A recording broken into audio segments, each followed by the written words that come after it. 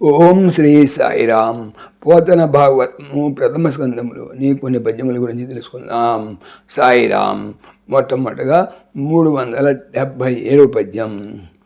యదు వీరుల్ మునినాదు శాపమున్ కాలాధీనులై అందరున్ మదిరాపాన వివర్ధమాన మద సమ్మర్దోగ్ర రోషాందులై కథనంబుల్ తమలోన ముష్టిహతులంగా వించి నిరైరి నష్టదశం చెక్కిరి నలురే ఉరచటన్ సర్వసంహావల్లభ.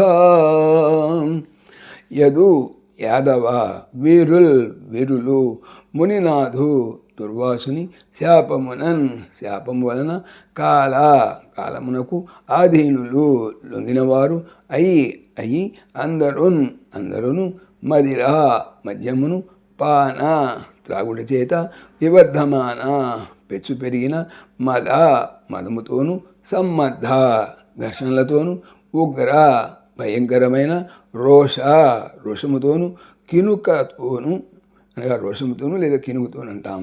అంధులు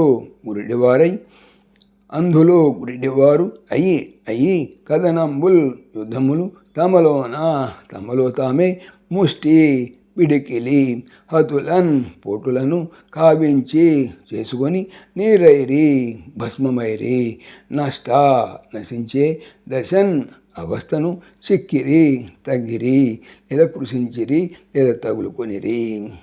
నలుగురేసి ఏ ఊరు 5గురేసి అతటన్ అక్కడ సర్వం సహావల్లభ ప్రభు అనగా భూమికి రాజా ప్రభు. భావము ధరణి వల్లభ. ఇంతకు ముందు మీరు పేర్కొన్న యాదవ వీరులంతా విధి వైపరీత్యం వల్ల ముని శాపోహతులై వారందరూ మద్యపానం చేసిన మత్తులు మైమరచి ఆగ్రహావేశంతో ద్వేష రోషాలతో కన్ను మిన్ను కనుక తమలో తాము పోరాడుకున్నారు. ముష్టిఘాతాలతో పరస్పరం కొట్టుకొని ప్రాణాలు పోగొట్టుకున్నారు.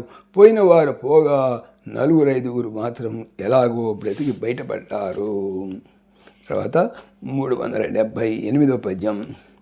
భూతముల వలనన్ ఎప్పుడు భూతములకు జన్మ మరణ పోషములు నిర్ణీతములు చేయుచుండును భూతమయుండీశ్వరుండు భూత శరణ్యాం.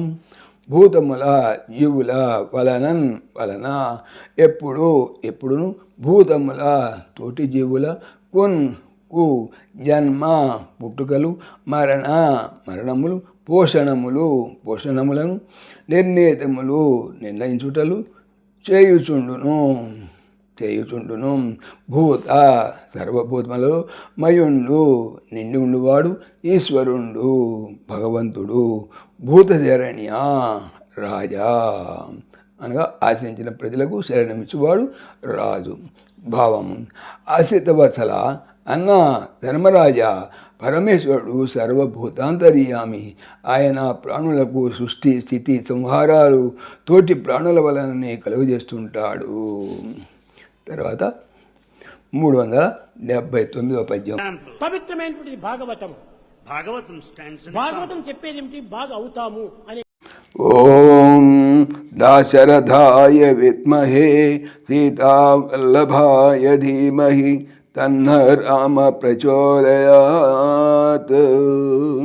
సర్వం శ్రీ రామార్పణమస్తు. జై శ్రీరామ్, జై శ్రీరామ్. ఆత్మీయులకు మనవి, ఈ ఛానల్తో పాటుగా అనంత మహిమల శ్రీ సత్యసాయి అనే ఛానల్ మరియు లెర్న్ భగవద్గీత లైవ్ గీత అనే భగవద్గీత ఛానల్ను స్వామి నా చేత చేయించున్నారని మనవి చేస్తున్నాను. వీటికి సంబంధించిన లింక్స్ డిస్క్రిప్షన్లో చూడవచ్చు. సాయిరామ్.